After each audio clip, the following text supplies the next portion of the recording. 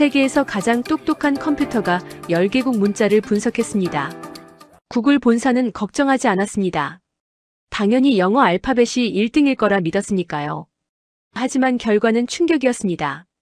1등은 한글이었어요. 타자 속도 세계 1위, 배우기 쉬운 정도 1위, 오타율 최저. 스웨덴 출신 천재 연구원 마크 피터스는 믿을 수 없었습니다. 3번이나 재분석을 지시했죠. 결과는 똑같았어요. 그는 한국행 비행기를 탔습니다. 컴퓨터가 틀렸다는 걸 증명하겠다고요. 하지만 3개월 후 그는 전 세계가 보는 앞에서 무릎 꿇었습니다. 500년 전 한나라의 왕이 만든 글자 앞에서요. 대체 한국에서 무슨 일이 있었길래 서양 최고의 천재가 한글에 감복했을까요? 지금부터 그 감동적인 90일의 기록을 공개합니다. 세종대왕님의 한글 창제에 감사하다면 감사합니다라고 댓글 남겨주세요.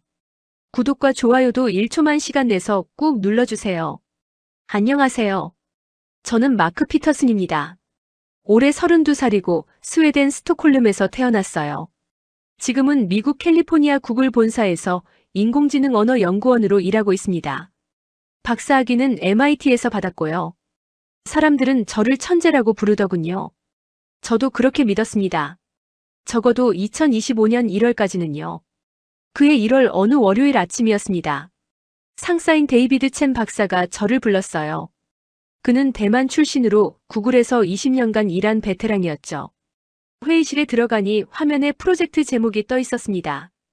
유니버설 폰트 프로젝트. 세계에서 가장 빠르고 정확한 문자를 찾는 연구였어요. 데이비드 박사가 설명했습니다. 목표는 명확했어요. 전 세계 사람들이 사용하는 문자 중에서 컴퓨터가 가장 빠르게 처리할 수 있는 문자를 찾는 거였죠. 타자 속도, 학습 난이도, 오타율, 컴퓨터 인식 정확도를 모두 측정하는 겁니다. 저는 자신 있게 대답했어요. 당연히 영어 알파벳이 1등일 거라고요. 다음 3주 동안 저는 인공지능에게 10개국 문자를 학습시켰습니다. 영어, 중국어, 일본어, 아랍어, 러시아어, 힌디어, 스페인어, 프랑스어, 독일어, 그리고 한국어였어요. 솔직히 한국어는 별 생각 없이 포함시켰습니다. 그냥 아시아 문자 하나 더 넣는다는 정도였죠. 2월 첫째 주 금요일 결과가 나왔습니다. 저는 커피를 마시며 여유롭게 화면을 열었어요. 그리고 입에 머금은 커피를 뱉을 뻔했습니다. 1위는 한글이었거든요. 영어 알파벳은 7위였어요. 세부 점수를 확인했습니다.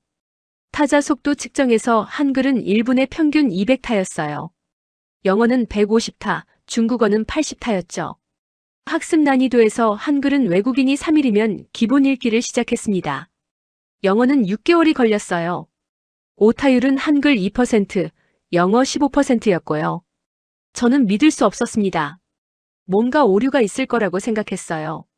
인공지능에게 재분석을 지시했습니다. 월요일에 결과가 나왔어요. 똑같았습니다. 다시 재분석했습니다. 수요일에 또 같은 결과가 나왔죠. 세 번째 분석도 마찬가지였어요. 회의실에서 데이비드 박사와 마주 앉았습니다. 그가 조용히 물었어요. 데이터가 틀렸을 가능성은 없냐고요. 저는 고개를 저었습니다. 3번 확인했는데 전부 같은 결과였거든요. 그럼 한글이 정말로 가장 우수한 문자라는 건가요? 저는 대답하지 못했어요. 그날 밤 집에 돌아와 한글에 대해 검색했습니다. 1443년 조선의 세종대왕이 창제했다고 나와 있었어요. 한 사람이 만들었다고요? 놀라웠습니다. 알파벳은 수천 년에 걸쳐 진화한 문자인데 한글은 한 사람이 설계한 거였어요. 그것도 500년 전에요. 더 놀라운 건 창제 목적이었습니다. 백성이 쉽게 배워 날마다 편히 쓰게 하려고 만들었다고 했어요. 왕이 백성을 위해 문자를 만들다니. 유럽 역사에서는 상상할 수 없는 일이었습니다. 왕들은 백성을 무지하게 만들어 통치하기 쉽게 했거든요. 하지만 세종대왕은 반대로 했어요. 다음 날 아침 저는 결심했습니다. 직접 한국에 가서 확인하겠다고요. 컴퓨터가 틀렸다는 걸 증명하고 싶었어요. 아니면 정말로 한글이 우수하다면 그 이유를 밝혀내고 싶었습니다. 데이비드 박사에게 말했어요. 2주만 한국에 다녀오겠다고요. 그는 허락했습니다. 2025년 2월 15일, 저는 샌프란시스코 공항에서 인천행 비행기를 탔습니다. 11시간의 비행 끝에 한국 땅을 밟았어요. 그때는 몰랐습니다. 제 인생이 완전히 바뀔 거라는 걸요. 인천공항에서 택시를 탔습니다. 기사님이 친절하게 인사하더군요. 어디로 가냐고 물어서 서울대학교라고 했어요. 영어로 말했는데도 알아들으시더라고요. 창밖을 보니 신기한 글자들이 가득했습니다. 전부 동그라미와 선들로 이루어진 한글이었어요. 서울대 정문에 도착했습니다. 캠퍼스가 정말 아름다웠어요. 2월이라 쌀쌀했지만 하늘은 맑았습니다. 관악산 아래 펼쳐진 대학은 마치 그림 같았죠. 저는 언어학과 건물로 걸어갔어요. 김수진 교수님과 약속이 되어 있었습니다. 교수님은 55세로 한글 전문가셨어요. 구글을 통해 이메일로 연락했고 흔쾌히 만나주신다고 하셨죠. 연구실 문을 두드렸습니다. 문이 열리고 교수님이 미소를 지으며 나오셨어요. 따뜻한 미소였습니다. 반갑다며 악수를 청하셨죠. 연구실은 책으로 가득했습니다. 한글에 관한 책들이었어요. 교수님이 차를 내주시며 물으셨어요. 한글을 배우러 오셨냐고요. 저는 솔직하게 말씀드렸습니다. 컴퓨터가 한글을 1등으로 선택했는데 그 이유를 알고 싶다고요. 정말로 한글이 우수한지 확인하고 싶다고 했죠. 교수님은 웃으시며 말씀하셨어요. 직접 배워보면 알 거라고요. 점심시간이 되어 교수님이 학생 식당으로 안내하셨습니다. 식당은 학생들로 북적였어요. 다들 한글로 대화하고 있었죠. 교수님이 김치찌개를 추천하셨습니다. 한국에 오면 꼭 먹어야 한다고 하시더군요. 식판에 김치찌개와 밥, 반찬 4가지가 나왔습니다. 첫 숟가락을 떴어요. 맵더군요. 정말 매웠습니다. 하지만 이상했어요.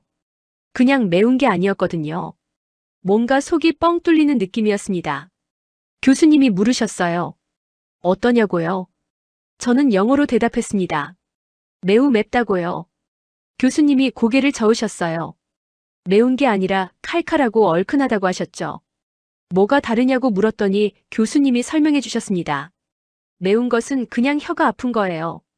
하지만 칼칼한 건 매우면서도 깔끔한 맛이고 얼큰한 건 매우면서도 시원한 맛이래요.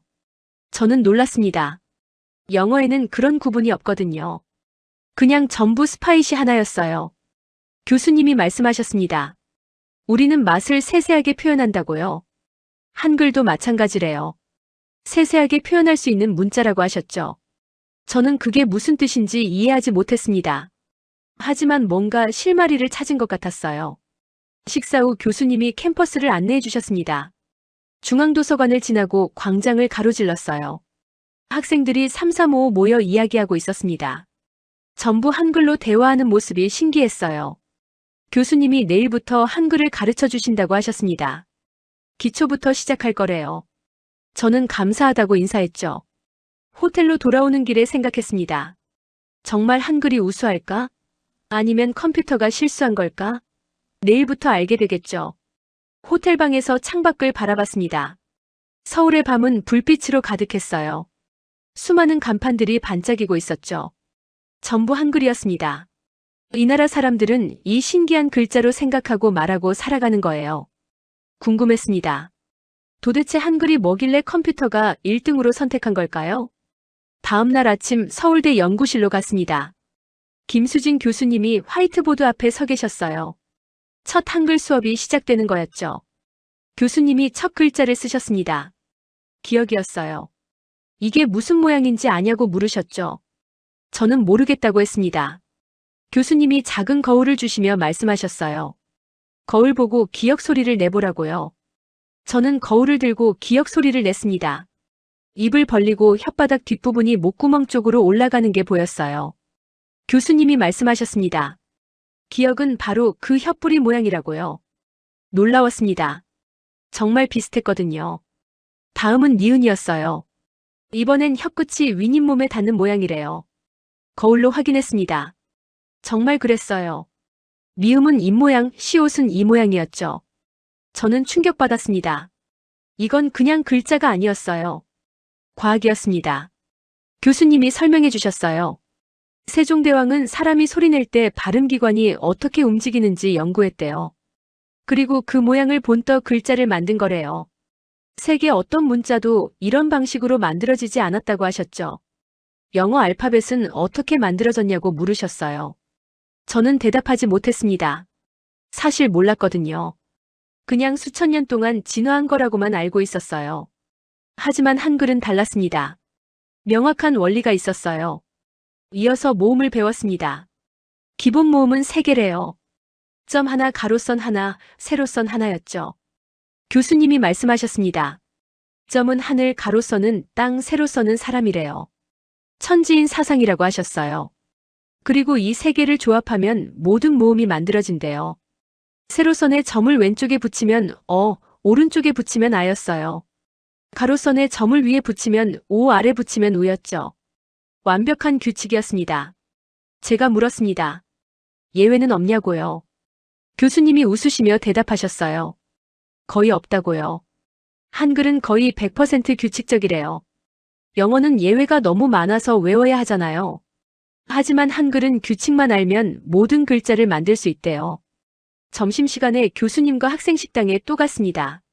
이번엔 된장찌개를 먹었어요. 첫 숟가락을 뜨자마자 느꼈습니다. 이 맛은 처음이었어요. 고소하면서도 뭔가 특별한 맛이었죠. 교수님이 물으셨습니다. 이 맛을 영어로 뭐라고 하냐고요? 저는 고민했어요. 세이버리? 아니면 너티? 둘 다 아니었습니다. 교수님이 말씀하셨어요. 이건 구수한 맛이래요. 구수하다는 건 콩이나 곡식을 볶았을 때 나는 고소하면서도 따뜻한 맛이래요. 할머니 손맛 같은 거라고 하셨죠. 영어로는 번역이 안 된대요. 저는 놀랐습니다. 맛 하나를 이렇게 정확하게 표현하다니요. 오후에 교수님이 종이를 주셨습니다. 자음 14개, 모음 10개를 써보라고 하셨어요. 저는 배운 대로 하나씩 썼습니다. 30분 만에 전부 외웠어요. 그리고 조합을 시작했습니다. 기역과 아를 합치니 가가 됐어요. 니은과 아를 합치니 나가 됐죠. 신기했습니다. 마치 레고 블록 맞추는 것 같았어요. 저는 계속 조합했습니다. 1시간 후 종이가 글자로 가득 찼어요. 교수님이 확인하시더니 놀라셨습니다. 전부 정확하다고 하셨어요. 외국인이 첫날에 이렇게 많은 글자를 만드는 건 처음 본다고 하셨죠. 저는 자랑스러웠어요. 하지만 동시에 의문이 들었습니다. 이렇게 쉬운 글자가 정말 존재할 수 있을까? 호텔로 돌아와 계산해봤습니다. 자음 14개와 모음 10개로 만들 수 있는 조합은 몇 개일까요? 계산 결과 11,172개였어요. 놀라웠습니다. 고작 24개 부품으로 10,000개가 넘는 글자를 만들 수 있다니요. 영어 알파벳은 26개예요. 하지만 조합이 안 됩니다. A는 A일 뿐이죠. 하지만 한글은 달랐어요. 조립식이었습니다. 마치 프로그래밍 언어 같았어요. 효율적이고 체계적이었죠. 그날 밤 저는 잠들기 전에 생각했습니다. 어쩌면 컴퓨터가 옳았을지도 모른다고요. 한글은 정말로 과학적인 문자였습니다. 500년 전에 한 사람이 이런 걸 설계했다는 게 믿기지 않았어요. 사흘째 되는 날 아침 호텔 조식에서 미역국을 먹었습니다. 처음 먹어보는 맛이었어요. 부드럽고 시원했죠. 옆에 있던 호텔 직원에게 물었습니다. 이 맛을 한국어로 뭐라고 하냐고요? 직원이 웃으며 대답했어요. 개운하다고요. 개운하다는 게 뭐냐고 다시 물었더니 설명해 주더군요. 속이 편안하고 깨끗한 느낌이래요. 아침에 일어나서 세수하고 양치한 것처럼 상쾌한 맛이라고 했죠. 저는 노트에 적었습니다. 개운하다. 영어로는 리프레싱이나 클린 정도겠죠. 하지만 그 단어들로는 부족했어요. 개운함은 더 구체적인 느낌이었거든요. 오전 수업 시간에 김수진 교수님이 재미있는 제안을 하셨습니다. 오늘은 한글을 맛으로 배워보자고요. 무슨 뜻인지 몰랐는데 점심시간이 되어서야 알았어요. 교수님이 인사동에 있는 전통 음식점으로 저를 데려가셨습니다. 한정식집이었어요. 테이블 위에 작은 접시 12개가 놓였습니다. 각각 다른 반찬이 담겨 있었죠. 교수님이 말씀하셨어요. 각 반찬마다 맛을 표현해보라고요. 저는 첫 번째 반찬을 맛봤습니다. 나물이었어요. 아삭아삭 씹히는 맛이었죠. 크런치한다고 말했더니 교수님이 고개를 저으셨어요. 크런치는 딱딱한 것이 부서지는 느낌이래요. 하지만 아삭아삭은 신선한 채소가 씹히는 경쾌한 소리래요. 다르다는 거죠. 저는 고개를 끄덕였습니다. 확실히 달랐어요. 두 번째는 김치였습니다. 매웠지만 어제 먹은 김치찌개와는 달랐어요. 아삭하면서 새콤달콤했죠. 교수님이 설명해 주셨어요. 새콤달콤은 신맛과 단맛이 조화를 이룬 맛이래요. 영어로는 스위트 앤 사워라고 따로따로 말하지만 한글은 한 단어로 표현한대요. 세 번째는 생선구이였습니다. 이 맛은 정말 특별했어요. 고소하면서 담백했거든요. 교수님한테 물었습니다. 고소하다는 게 뭐냐고요? 교수님이 설명해 주셨어요. 고소하다는 건 기름기 없이 고급스러운 맛이래요. 견과류나 참기름 같은 맛이죠. 영어의 너티와는 다르대요. 너티는 견과류 맛이지만 고소하다는 더 따뜻하고 깊은 맛이래요. 할머니 손맛 같은 거라고 하셨죠. 네 번째는 계란찜이었어요. 부드러웠습니다. 소프트라고 말했더니 교수님이 또 고개를 저으셨어요. 이건 보들보들하다고 하는 거래요. 소프트보다 더 부드럽고 포근한 느낌이라고 하셨죠. 저는 노트에 계속 적었습니다. 아삭아삭, 새콤달콤, 고소하다, 담백하다, 보들보들. 영어로는 한두 단어로밖에 표현 못할 맛들을 한글은 이렇게 정확하게 표현하고 있었어요. 교수님이 말씀하셨습니다. 한국은 음식 문화가 발달했다고요. 그래서 맛을 표현하는 단어도 발달했대요. 한글이 이런 섬세한 표현을 가능하게 만든 거라고 하셨죠. 후식으로 떡이 나왔습니다. 한 입 베어 물었어요. 쫀득쫀득했습니다. 이 느낌을 영어로 뭐라고 할까요? 추위? 하지만 추위는 그냥 씹히는 거예요. 쫀득쫀득은 달랐습니다. 탄력 있게 씹히면서도 부드러운 느낌이었어요. 교수님이 덧붙이셨어요. 떡은 쫀득쫀득, 껌은 질긴 것, 고무는 쫄깃쫄깃하다고요. 전부 추위지만 전부 다른 느낌이래요. 한글은 이걸 구분한대요. 저는 그제야 깨달았습니다. 한글이 왜 표현이 풍부한지를요.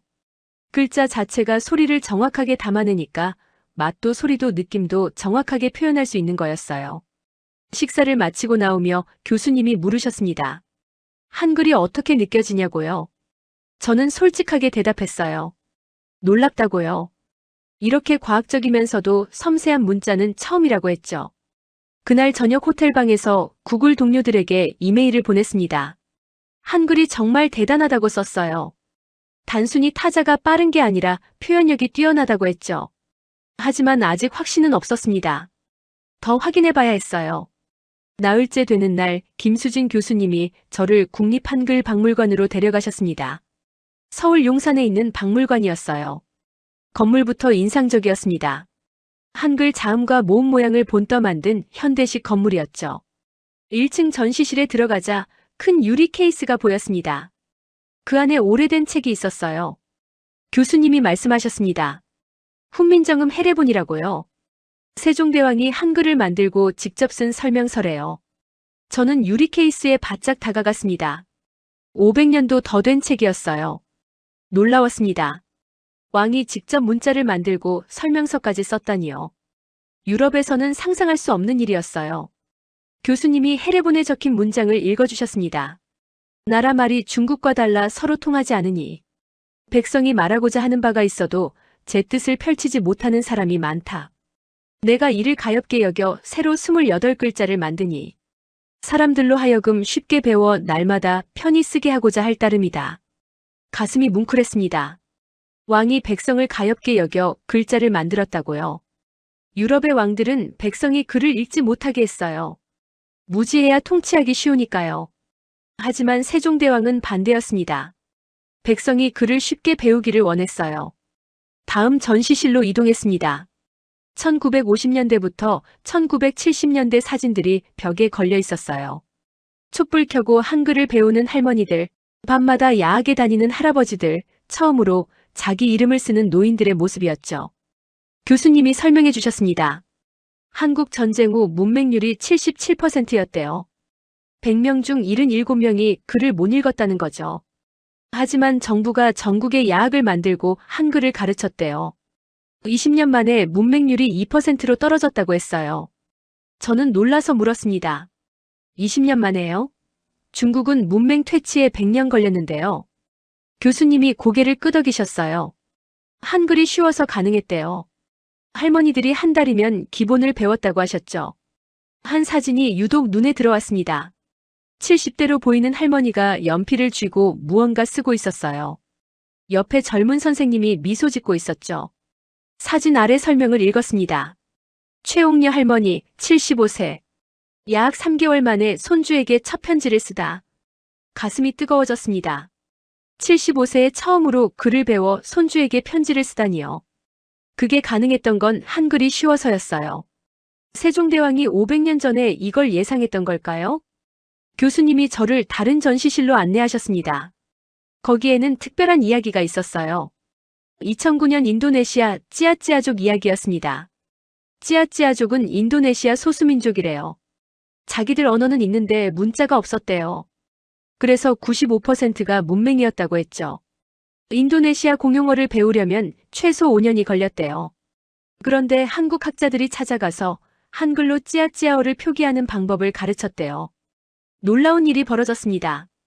6개월 만에 문맹률이 10%로 떨어졌다고 해요. 한글로 자기들 언어를 쓸 수 있게 된 거였죠. 저는 충격받았습니다. 한글이 한국어만 쓰는 게 아니구나. 어떤 언어든 표기할 수 있는 범용 문자였어요. 왜냐하면 발음기관 모양을 본떴으니까 인간이 낼 수 있는 모든 소리를 표현할 수 있는 거였죠. 박물관을 나오며 교수님이 조용히 말씀하셨습니다. 한글은 단순한 문자가 아니래요. 한 사람의 백성을 향한 사랑이 만든 기적이라고 하셨죠. 그 사랑이 500년을 넘어 지금도 사람들을 구하고 있다고요. 저는 아무 말도 할 수 없었습니다. 가슴이 먹먹했어요. 과학자로서 데이터를 보러 왔는데 여기서 사랑을 만났습니다. 박물관 밖으로 나오니 해가 지고 있었어요. 노을이 아름다웠습니다.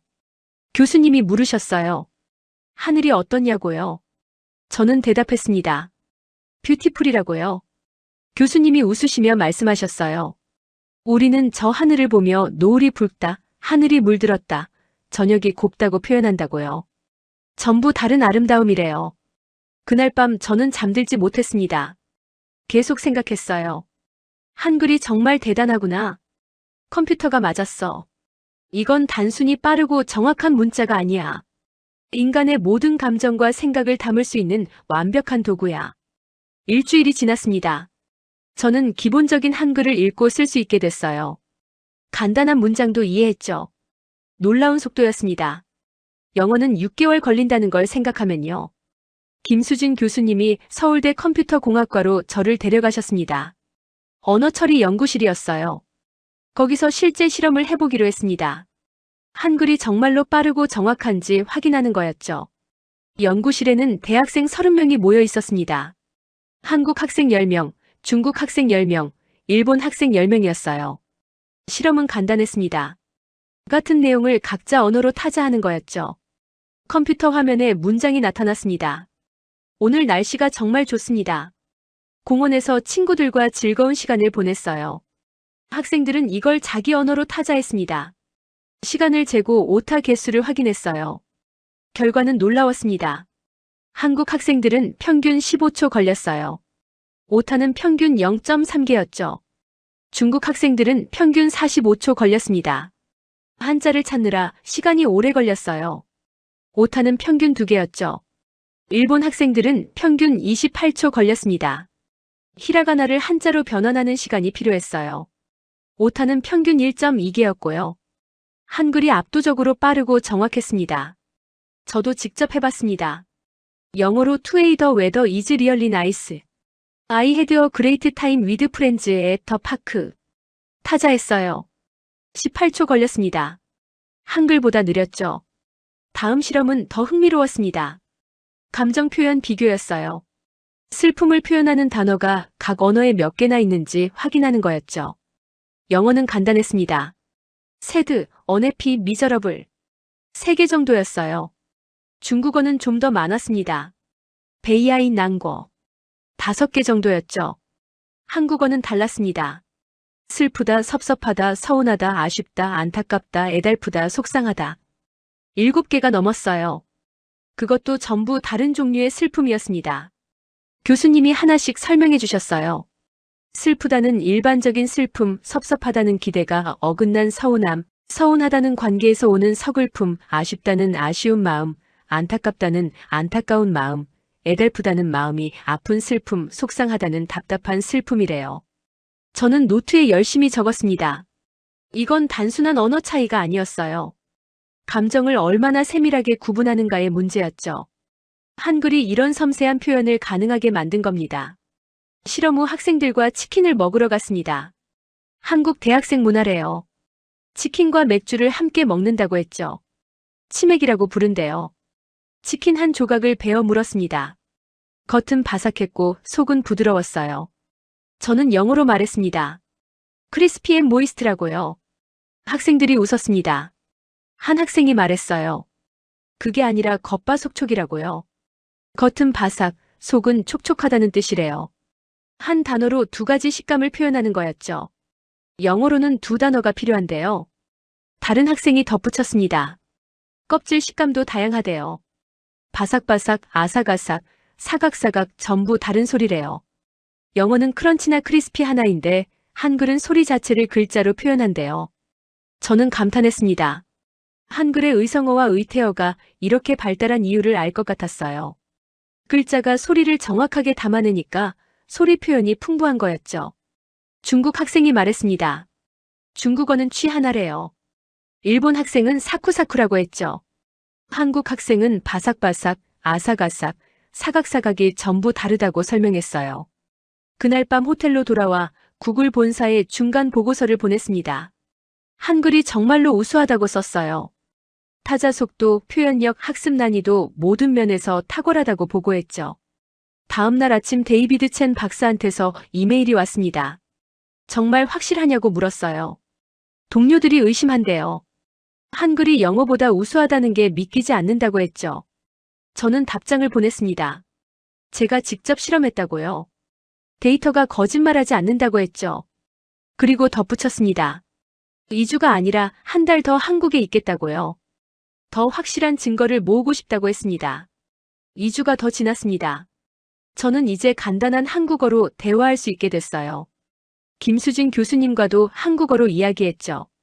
교수님이 깜짝 놀라셨습니다. 3주 만에 이렇게 느는 건 처음 본다고 하셨어요. 어느 날 오후 교수님이 저를 조용한 식당으로 데려가셨습니다. 인사동 골목에 있는 작은 백반집이었어요. 할머니 한 분이 운영하는 식당이었죠. 할머니가 반찬 7가지와 된장찌개를 차려주셨습니다. 정성스러운 한상이었어요. 첫 숟가락을 뜨자마자 느꼈습니다. 이 맛은 특별했어요. 고급 식당 음식과는 달랐죠. 교수님이 물으셨습니다. 이 맛을 뭐라고 표현하겠냐고요? 저는 고민했어요. 영어로는 홈메이드? 아니면 컴포트 푸드? 둘 다 아니었습니다. 교수님이 말씀하셨어요. 이건 정갈한 맛이래요. 정성스럽고 깨끗한 맛이죠. 집밥 맛, 할머니 손맛이래요. 영어로는 번역이 안 된대요. 저는 고개를 끄덕였습니다. 정말 그랬어요. 할머니가 다가오셔서 물으셨습니다. 외국 손님인데 한국말 하네요? 저는 한국어로 대답했어요. 네, 한글 공부하러 왔어요. 할머니가 환하게 웃으셨습니다. 우리 한글 좋지요? 저는 진심으로 대답했어요. 네, 세계에서 제일 좋아요. 그날 저녁 호텔방에서 최종 보고서를 작성하기 시작했습니다. 구글 본사에 제출할 보고서였어요. 제목을 정했습니다. 한글 컴퓨터 시대의 완벽한 문자. 보고서에 모든 걸 담았습니다.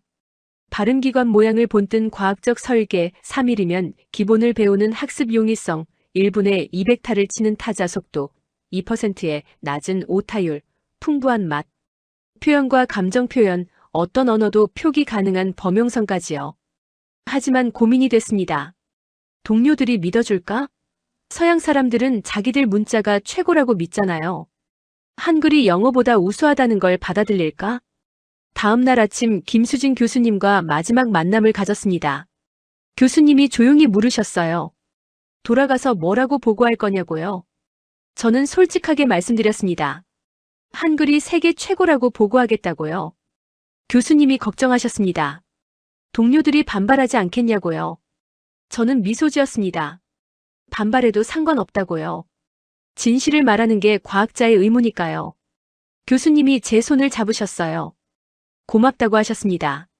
외국인이 한글의 가치를 알아봐줘서 고맙다고요. 저는 고개를 저었습니다. 제가 더 감사하다고요. 세상에서 가장 아름다운 문자를 배울 기회를 주셔서요. 3월 15일, 저는 인천공항에서 샌프란시스코행 비행기를 탔습니다. 한 달 반의 한국 생활이 끝나는 순간이었죠. 비행기가 이륙하며 창밖으로 서울이 보였어요. 한글 간판들로 가득한 도시였습니다. 저는 노트북을 열어 보고서를 다시 읽었습니다. 확신이 섰어요. 이건 진실이야. 한글은 정말 대단한 문자야. 500년 전에 한 사람이 백성을 사랑하는 마음으로 만든 기적이야. 샌프란시스코에 도착했습니다. 다음 날 구글 본사에서 발표가 있었어요. 저는 떨리지 않았습니다. 진실은 두렵지 않으니까요. 2025년 3월 20일 구글 본사 대회의실이 가득 찼습니다. 50명이 넘는 연구원들이 모였어요. 데이비드 첸 박사도 계셨고 다른 팀 리더들도 있었죠. 모두가 제 발표를 기다리고 있었습니다. 저는 단상에 섰습니다. 첫 슬라이드를 띄웠어요. 제목이 나타났죠. 한글 컴퓨터 시대의 완벽한 문자. 회의실이 조용해졌습니다. 저는 차분하게 발표를 시작했습니다. 3주 전 컴퓨터가 한글을 1등으로 선택했다고 말했어요. 저는 그게 실수라고 믿었다고 했죠. 그래서 한국에 갔다고요. 하지만 제가 틀렸다고 고백했습니다. 다음 슬라이드는 한글의 과학적 설계를 보여줬습니다. 발음기관 모양을 본뜬 자음, 천지인 원리의 모음, 100% 규칙적인 조합체계. 한 연구원이 손을 들었어요. 정말 예외가 없냐고 물었죠. 저는 고개를 끄덕였습니다. 거의 없다고 대답했어요. 세 번째 슬라이드는 실험 데이터였습니다. 타자 속도, 오타율, 학습 시간. 모든 수치가 한글의 우수성을 증명했어요.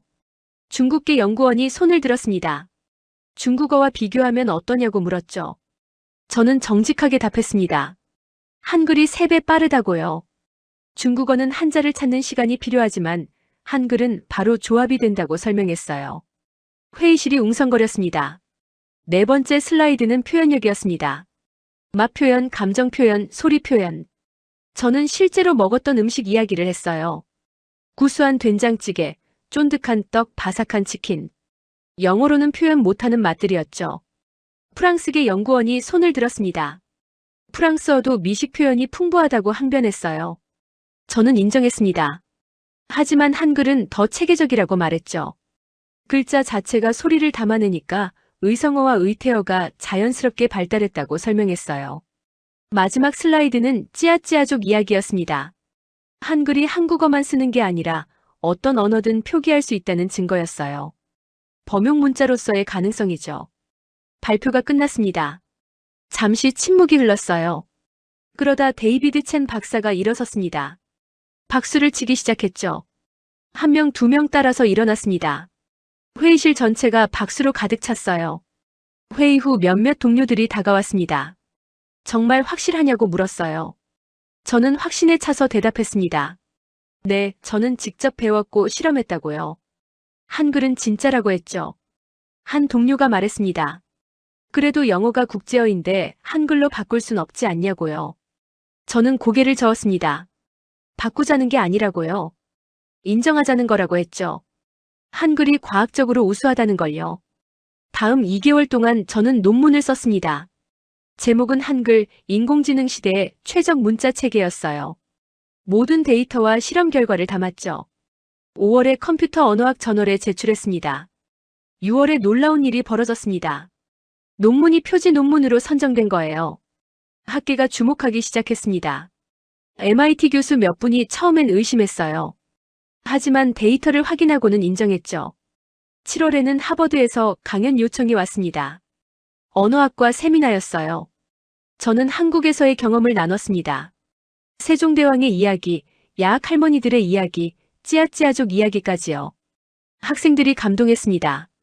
한 학생이 질문했어요. 왜 우리는 한글을 몰랐냐고요? 저는 솔직하게 대답했습니다. 우리가 서양 중심으로만 생각했기 때문이라고요. 세상에는 더 많은 지혜가 있는데 우리가 보지 않았다고 했죠. 8월에 구글은 공식 발표를 했습니다. 유니버설 폰트 프로젝트의 결과로 한글을 최우수 문자로 선정했다고요. 이제 구글의 새로운 입력 시스템은 한글의 조합 방식을 참고할 거래요. 뉴스가 한국에 전해졌습니다. 한국 언론이 떠들썩했어요. 외국인 과학자가 한글의 우수성을 증명했다고 보도했죠. 저는 한국 방송과 화상 인터뷰를 했습니다. 한국 국민들이 자랑스러워해야 한다고 말했어요. 9월에 저는 서울을 다시 방문했습니다. 김수진 교수님을 만나기 위해서였어요. 교수님이 광화문 세종대왕 동상 앞에서 저를 기다리고 계셨죠. 저는 동상 앞에 섰습니다. 세종대왕이 책을 들고 앞을 바라보고 계셨어요. 저는 고개를 숙였습니다. 깊이 인사했죠. 교수님이 물으셨어요. 뭐라고 말하고 싶냐고요? 저는 한국어로 대답했습니다. 감사하다고요. 500년 전 당신이 백성을 사랑하는 마음으로 만든 글자가 지금 전 세계를 감동시키고 있다고 말했어요. 교수님이 눈시울을 붉히셨습니다. 교수님이 저를 인사동 그 백반집으로 데려가셨습니다. 할머니가 저를 알아보시더군요. 아이고, 그 외국 손님이라며 반가워하셨어요. 저는 한국어로 인사했습니다. 할머니, 다시 왔어요. 밥상이 차려졌습니다. 여전히 정갈한 한상이었어요.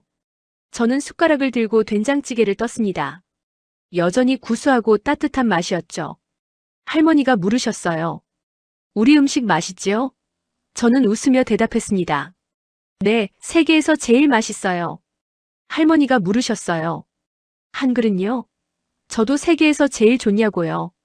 저는 진심을 담아 대답했습니다. 네, 할머니. 컴퓨터도 인정했어요. 한글이 세계 최고래요. 할머니가 환하게 웃으셨습니다.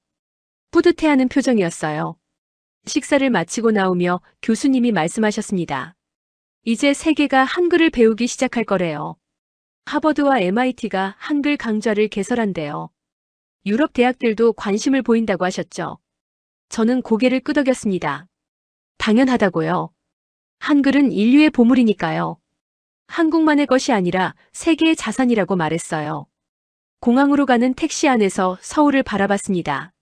한글 간판들이 눈에 들어왔어요. 이제는 그 글자들을 읽을 수 있었습니다. 그리고 그 글자 하나하나에 담긴 과학과 사랑을 알았죠. 비행기가 이륙했습니다. 창밖으로 서울이 작아졌어요. 하지만 제 마음속에서 한글은 더 커졌습니다.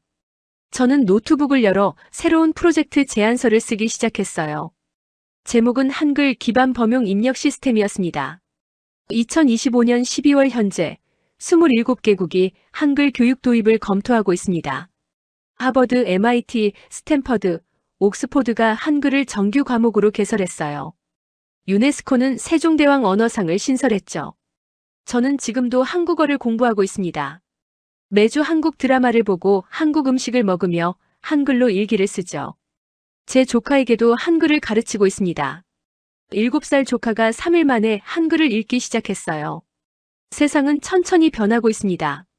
한글이 단순한 한국의 문자가 아니라 인류의 지혜라는 걸 깨닫고 있어요. 500년 전 한왕이 백성을 사랑하는 마음으로 만든 기적이 지금 세계를 바꾸고 있습니다. 저는 가끔 생각합니다. 컴퓨터가 한글을 선택한 게 우연이 아니었다고요.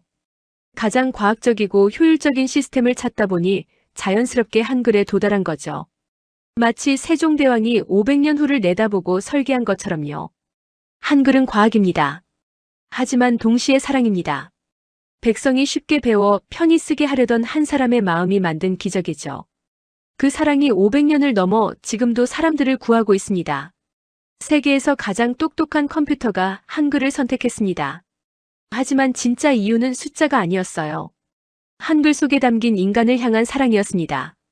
그 사랑을 컴퓨터도 알아본 거예요. 저는 오늘도 한글을 사랑합니다. 그리고 세종대왕께 감사합니다. 당신이 만든 글자가 저를 더 나은 과학자로 만들어주셨어요. 진정한 과학은 사랑에서 시작된다는 걸 가르쳐 주셨죠. 지금까지 시청해주셔서 감사합니다.